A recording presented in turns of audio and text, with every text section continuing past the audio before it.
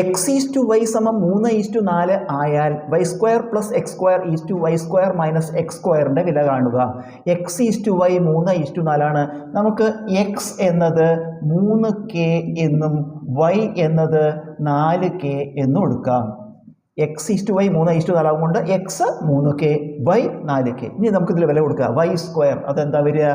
4k² plus x² എത്രയാണ്? 3k² is to y² വീണ്ടും ഇത് തന്നെ 4k² മൈനസ് x². 3k².